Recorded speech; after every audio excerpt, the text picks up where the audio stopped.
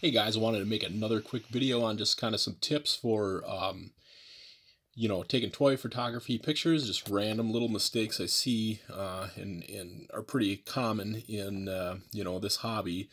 One of them is eyesight. When you have a bunch of figures standing around talking to each other, oftentimes you'll see, and I made this mistake too quite a bit when I was starting out, but they're not really looking at each other. If you look at Rocket, or if you look at Peter, he's kind of looking at Rocket between Rocket and Thor.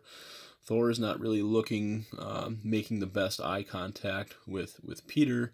Who knows what Rocket's looking at? And then Gamora, which kind of doesn't matter, but she's kind of looking off into nowhere too. So it's just important to make sure that when you have two characters, say Peter and Thor talking, that they're actually looking at each other.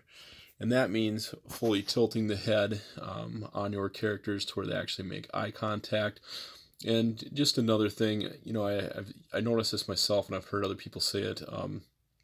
When you have your figures out, in pose, they may actually look like they're looking at each other, but when you look in your camera, they don't look like they're looking at each other. And I've heard people make make that statement that, hey, when I had them set up, they looked like they're talking to each other. Well, that doesn't matter on your finished product. You want, even if they don't look like they're looking at each other, while they're set up, you want them to make it look like they're actually looking at each other, while with the finished product of your picture. So I'm gonna pause the video quick. And here we got Thor looking at Peter, Peter looking at Thor, Rocket looking at Thor talking, and Gamora, in the background looking at them as they speak.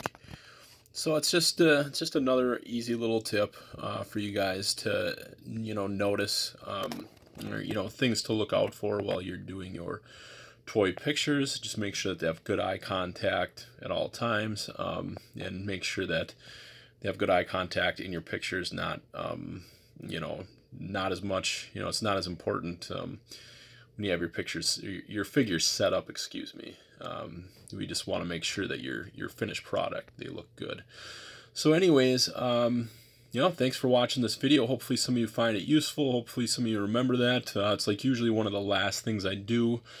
I really don't know what to call this series.